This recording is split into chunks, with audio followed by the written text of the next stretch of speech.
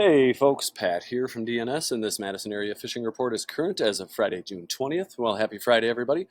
We made it through another week. Congratulations on that. And we do have a lot of stuff to talk about, as always, so let's just get into it.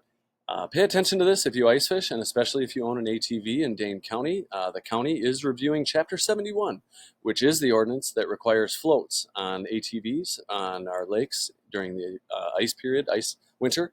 Um, so Mendota, Monona, and Wingra all require floats when ice fishing if you're using an ATV, and they're reconsidering that. You can't buy floats commercially, so it's hard to follow an ordinance when you can't purchase the thing you're required to follow it. So the Dane County's put a page up here on their website. If you just went to the Dane County website and looked up Chapter 71 or review of Chapter 71, it should come right up.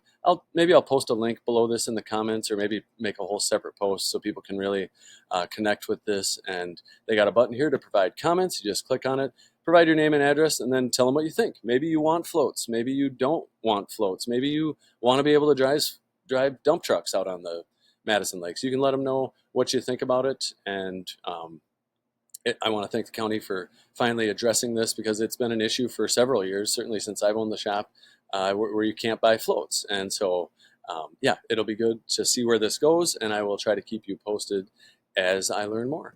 A little bit of shop news here. We got leeches. We just got another batch in today. I would stock up soon. Usually by about the 4th, they kind of start to taper off in quality. So if you want to stock up on some quality leeches, we got those in now. It's frickin' frogging time, so stop by and get frogs. The frogs are definitely hitting right now for bass, and yeah, we just got restocked, filled up this end cap more than we had it last week. So check that out. We revamped our fly department here. Maybe not a big deal to most people. It actually looks pretty much the same as it did, but Harley and I have been working on this for weeks, and it's like 500 little wells here that we have to replace all the little stickers for, and I want to thank him for all his hard work helping me get that done. But swing in and check that out. Bait coolers. It's going to be super hot this weekend. If you're using night crawlers, they will die if you leave them out. Even if you leave them out in the sun in this heat, they'll die in like 3 minutes, and they'll be shriveled up and wasted. So it's important to keep bait cool and happy. These DNS coolers that we have here are great. Comes with an ice pack, frozen. If you pick it up here at the shop, it's ready to roll. $12.99. It's a great deal and a great thing to have to keep your worms happy. We'll be talking about the heat a lot in this report, and if you're trout fishing, you want to be checking stream temps. We have thermometers. We got fancy ones. We got just meat thermometers that work just as well. So swing in and grab those if you're a trout angler. Posters on the door include a blood drive up the street at the church on July 15th. And then Kalen Hoggard, who is a member of the United States fly casting team, is going to be competing in Italy. So he's trying to raise some money to go on that trip. So the line workers folks who do a lot of great stuff for teaching people how to fly fish is hosting a couple events to help him raise money, July 16th and August 5th. So check that out. And yeah, I think that pretty much does it for shop news. I guess we can get into the report. Before we do, I guess tournaments. There are no scheduled tournaments in Madison this weekend, so that's kind of unusual. So it should be nice open lakes for everybody. There will be lots of pleasure boaters out there, so just fair warning on that. Otherwise, the weather started to feel more like summer this last week here in Madison with temps in the 80s. Some rain came through on Wednesday, and we got almost 2 inches of rain here, but it was a good soaking rain, which we needed. There's a little rain coming that came down this morning, and it's going to be warm today and downright hot this weekend with highs in the 90s and windy too, it sounds like. Looks like the heat breaks on Tuesday, and the rest of the week looks pretty pleasant. The Mendota buoy, let's see what it's reading now. I know it's coming up 72.1 degrees, which, it was a 70 degrees when I got here this morning. And if you're looking to other temps on the other lakes, you can pretty reliably add 2 degrees to that 72 degrees as you move down the chain. So she's warming up. We're getting into some good summer temps with this heat coming this weekend. I wouldn't be surprised if we started seeing some algae blooms too. So I'll try to keep you posted on that in the future. But yeah, she's going to start getting pretty gross with all this heat. But generally around the chain with spawn is definitely winding down, but still really depends on what lake you're talking about. For instance, down on Kegonsa, largemouth bass and gills are done for the most part. But then you get up to Wabisa and Monona, and you still got gills on beds. The largemouth bass are winding down. And then you get up to Mendota where the largemouth bass are still on beds. The gills are, kind of just getting started, really. I mean, it's been a slow start for them anyway on Mendota. So, but that's the coldest lake, so that's what these fish rely on to kind of trigger that spawn. So that's the way it goes. But once again, with the spawning fish, even though it's tempting, I would encourage folks not to keep any fish if they're fishing beds, so we can continue having an outstanding fishery here in Madison. But uh, let's see. Otherwise, if you can get away from the weeds that are starting to get thick in a lot of shallow areas around town, the pan fishing has been great. For gills, spikes, waxworms on an ice jig, or redworms on a little bit bigger jig are working well. For crappies, crappie minnow, of course, or a small minnow-shaped plastic on a jig under a bobber is a pretty safe bet. Bass anglers, what happened here? Bass anglers have been doing well. With any number of presentations, with the weeds getting thick like they are, it's been. I'm going to try to refresh this. I don't know what's going on with the map, but there we go. Bass anglers have been doing well with any number of lures, but with the weeds getting thick, weedless plastics and topwater frogs have been super effective. Like I mentioned in the front of the report, that's why I have frogs out right now, because they're super effective. Walleye anglers are still in a pretty good mood, but if you're fishing from shore, it's starting to get a little difficult with the weeds coming up. If you're in a boat, though, work deeper rocky shoreline breaks adjacent to shallow flats if you're fishing during the day, and move up on those shallow flats at night. I've been hearing about walleye showing up in mid-lake humps, which is typical this time of year. No matter where you fish, though, on the live bait side of things, any minnow that you pick, we got walleye fatheads, chubs work great. Leeches are always a solid choice, and we got those.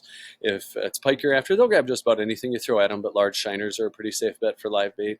Haven't heard much in the way of muskie action, but we do have muskie suckers here. Otherwise, as far as lures go, a bucktail over submerged weeds is effective, and you can always, if you find weed lines, that's always a pretty safe bet for the whole summer, really. Don't forget about trout as we get into more. Well, I'll talk more about trout at the end of the report, but with the weeds, bugs, and heat getting pretty bad, time is limited there. So,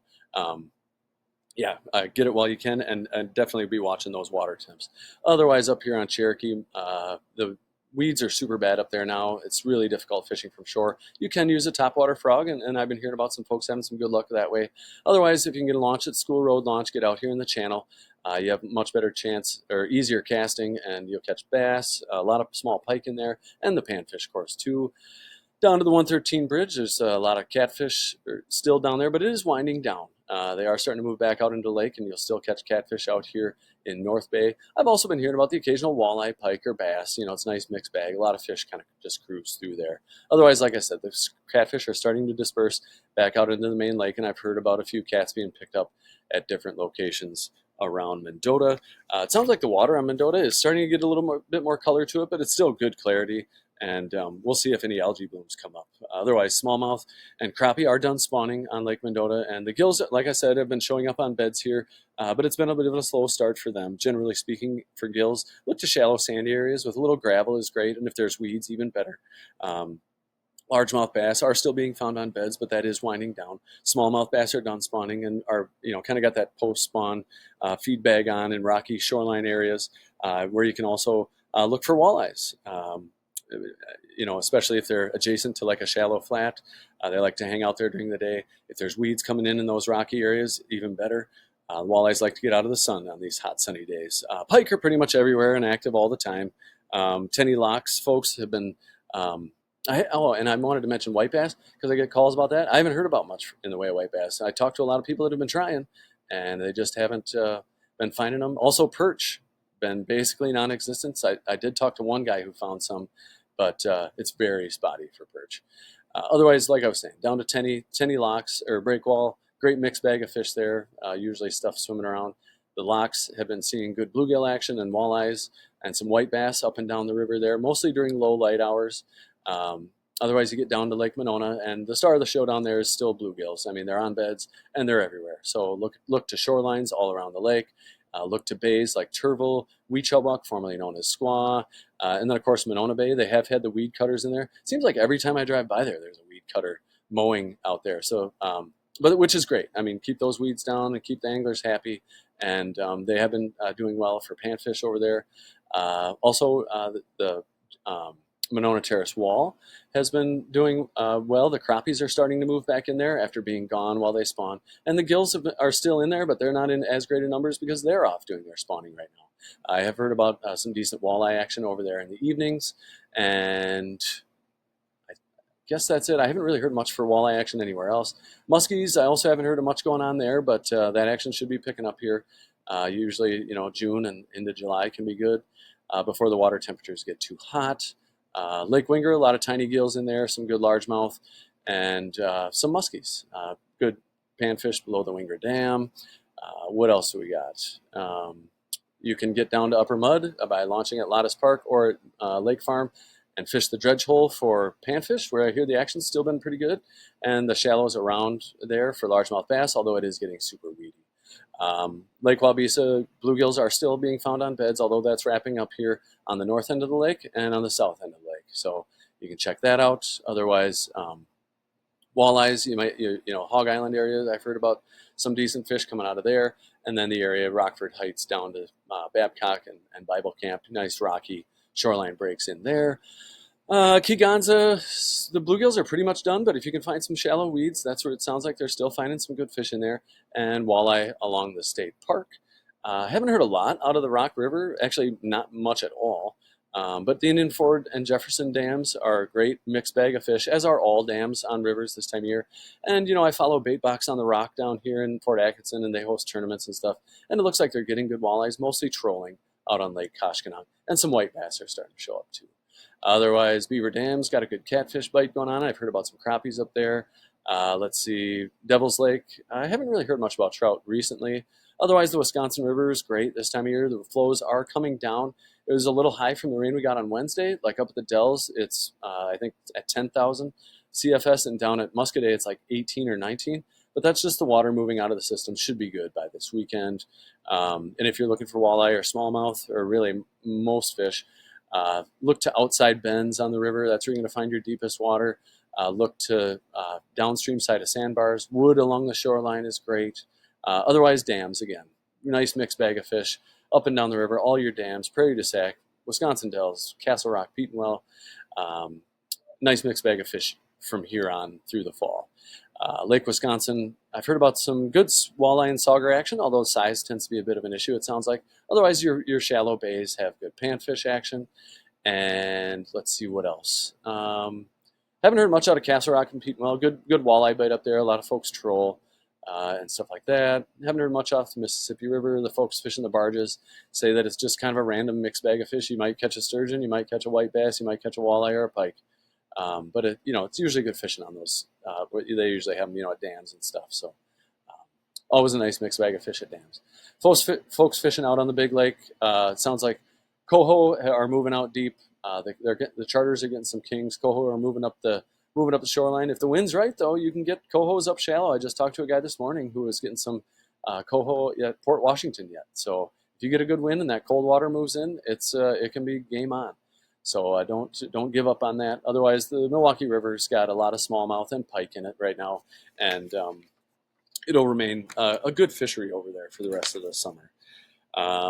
I think that pretty much does it for all the stuff I like to cover. As far as trout go, this heat is going to be a bit of an issue, and if you're fishing for trout, I got a little graph here.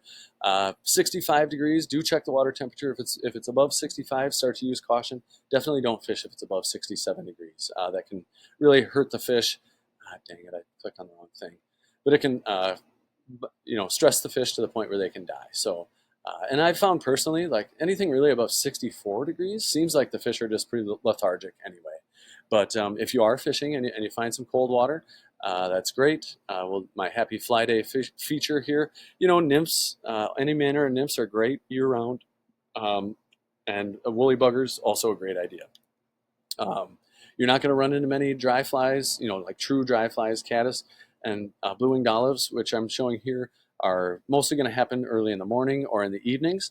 Midday, it gets too hot for those bugs to come off. You may still run into sulfurs and like March Browns or something, like different Hendricksons. stuff like that that may come off, but most of that's going to happen in the evening. Crane flies too is mostly going to be an evening hatch.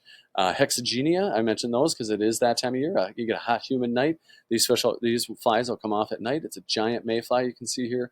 If you want more information on that, you can call the shop here and talk to Harley. He's got that dialed. He's been guiding folks for this bite, and he can tell you all about it. But it is really a lot of fun. But it's fishing at night, so it's a little bit specialized. And Harley is guiding for those trips, so if you want to hire him, go ahead and do that. Otherwise, it's terrestrial season. From basically here on out through the fall, the rest of trout season is going to be terrestrials.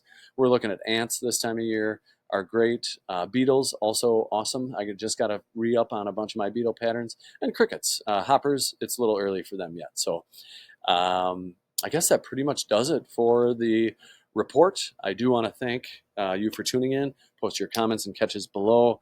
Love to see that. Feel free to call the shop at 241-4225 if you want us to expand on anything or you have any questions about anything. Give us a shout. Thanks for tuning in. We will stay cool out there. Stay hydrated. Keep your worms cold. We will talk to you next week. Thanks so much.